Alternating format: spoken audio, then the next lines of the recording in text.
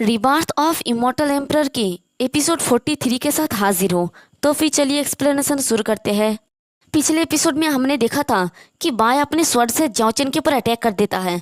जाओचन उसके अटैक को डॉज कर लेता है और सही सलामत बिल्कुल नीचे लैंड करता है और कहता है कि ये स्वord स्टाइल बुरा नहीं है, इसका स्पीड सच में काफ़ी फास्ट है और फोर्स सच में काफ़ी स्ट्रॉन्ग, लेकिन ये बहुत ही अफसोस की बात है कि तुम्हारा फैबुलस स्वord स्टाइल मुझे इंजर्ड नहीं कर सकता।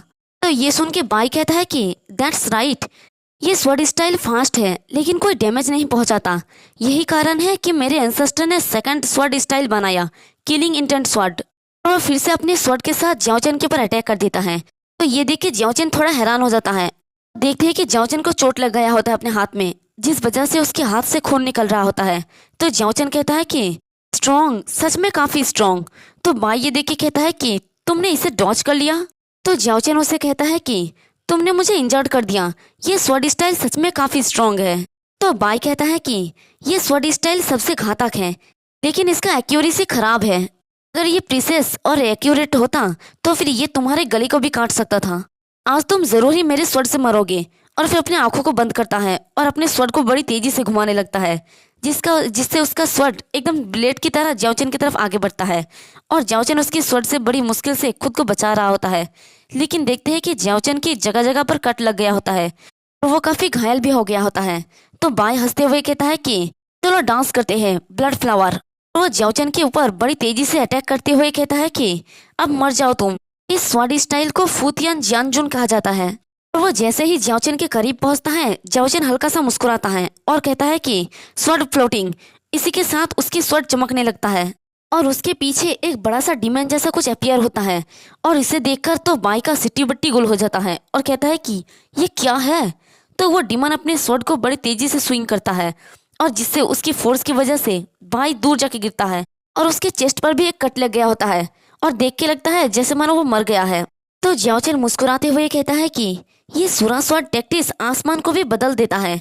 मेरा फिजिकल बॉडी ट्रेनिंग और स्वord मेथड की पावर के साथ, मेरा किलिंग इंटेंट के साथ, अगर मुझे अपॉर्चुनिटी मिले तो मैं उस स्वord मास्टर को ढूंढना चाहूंगा और थोड़ा और सीखना चाहूंगा।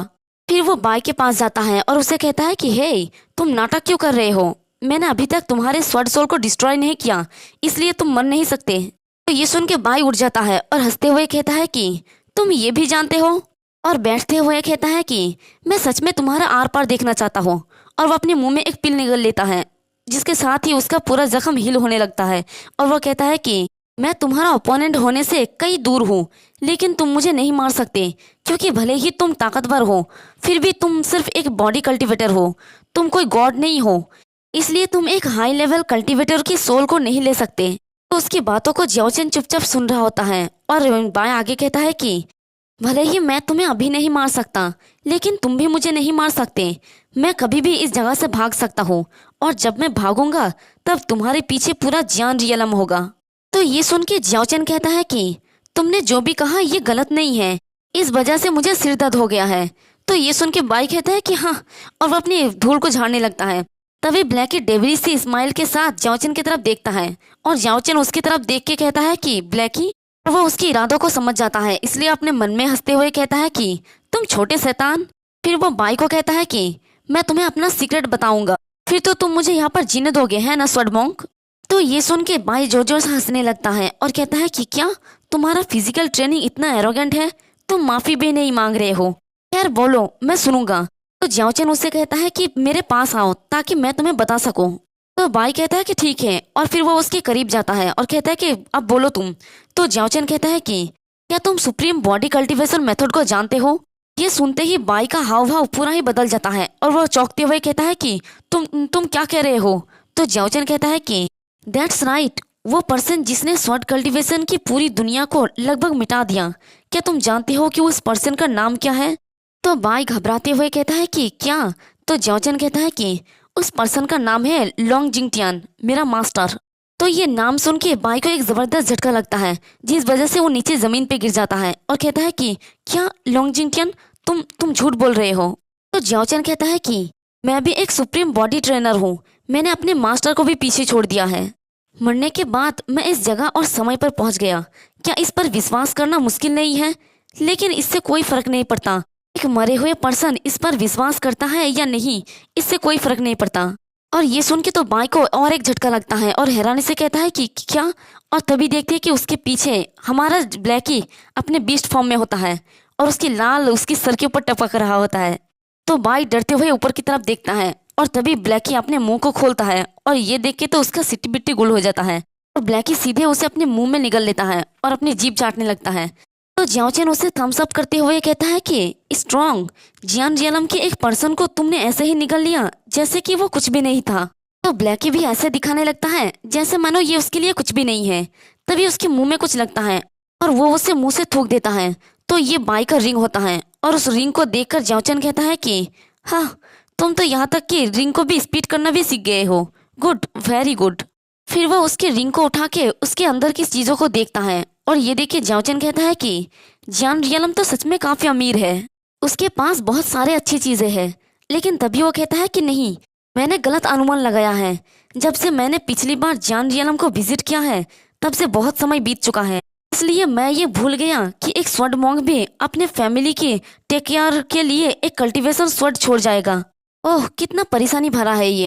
मतलब ये एक स्वॉर्ड को टोकन की तरह है, अगर वो मर जाता है तो उसका स्वॉर्ड जो बाई फैमिली में है वो डिस्ट्रॉय हो जाएगा। तो ब्लैकी उसे उफ उफ करके चिढ़ाने लगता है और जियाओचेन इससे थोड़ा चिढ़ भी जाता है। फिर वो कहता है कि अरे कोई बात नहीं, जो आएगा सो आएगा। सबसे इम्पोर्टेंट काम मेरा कल्टीवेशन बढ़ाना है और एंशियंट क्वेंचिंग मेथड के नेक्स्ट लेवल पर ब्रेक थ्रू करना है। चलो चलते हैं ब्लैकी। तो ब्लैकी भी उफ उफ करके हाँ कहता है और फिर वो दोनों वहां से चला जाता है। फिर हमें जियान रियलम का सीन दिखाया जाता है जहाँ पर हमें बाईजिया फैमिली की प्राइवेट रूम का सीन दिखाया जाता है और वहाँ पर बहुत सारे स्वॉर्ड लटका हुआ होता है। शायद इन्हीं तलवारों के बारे में ही जियाओचेन पहले बता रहा था। तो उन तलवारों में से एक तलवार बहुत ज्यादा चमकने लगता है और वहाँ पर एक बड़ा सा धमाका होता है। तो वो धमाका इतना ज्यादा होता है, फील्ड में जो बच्चे ट्रेनिंग कर रहे थे वो लोग भी ये देख के हैरानी से कहता है कि चल क्या रहा है, प्राइवेट रूम एक्सप्लोड क्यों हो गया। फिर हमें एक दूसरा पर्सन का सीन दिखाया जाता है। वो पर्सन काफी ज्यादा घायल लग रहा होता है या फिर पता नहीं क्या, देख के तो लग रहा है कि उसका खून बह रहा है। खैर, ये होता है बाईजिया फैमिली का हेड। तो वो अपने सामने एल्डर को कहता है कि मेरे लिए इन्वेस्टिगेट करो, आखिर किसने मेरे बेटे को मारा। तो वो दोनों एल्डर कहता है कि ठीक है मास्टर। तो इसका नाम होता है बाई जीजाई। तो वो गुस्से में कहता है कि लानत है, किसका हिम्मत हुआ बाईजिया फैमिली के मेंबर को मारने का। जब मैं उसे ढूंढ लूंगा तब मैं उसकी हड्डियों का चूरा बना दूंगा। तभी एक लड़का कहता है कि फादर, 6 ब्रदर की मौत क्यों हुए और पता नहीं क्यों इस लड़के का नाम भी बाई जीजिया कह रहे हैं। तो मैं इसे बाई जीजिया कहूंगी और इसके फादर को मैं फैमिली हेड कहूंगी। तो उसके फादर कहता है कि डेफिनेटली वो हर दिन स्वॉर्ड चलाने में अपने स्किल पर बहुत प्राउड करता था और फिर एक स्ट्रांग पर्सन के साथ फाइट कर लेता था। तो बाई जीजाई कहता है कि मैंने ये बहुत पहले ही कहा था, 6 ब्रदर का स्वभाव उसे मार डालेगा और बड़ा मुसीबत पैदा करेगा, मुझे ये पता था। तो ये सुनकर उसका फादर गुस्से में कहता है कि ऐसे शब्द फ्रीली कहना बंद करो, अब तुम्हारा काम अपने 6 ब्रदर का बदला लेना है, क्योंकि भले ही हमारे बाई फैमिली में टैलेंटेड लोगों से भरा हुआ है, फिर भी हमें अपने बच्चों के लिए बदला लेना होगा। और इसी के साथ हमारा ये वाला एपिसोड भी खत्म होता है। एक्सप्लेनेशन पसंद आई तो कमेंट करके ज़रूर बताना, वीडियो को लाइक और चैनल को सब्सक्राइब कर देना। शुक्रिया।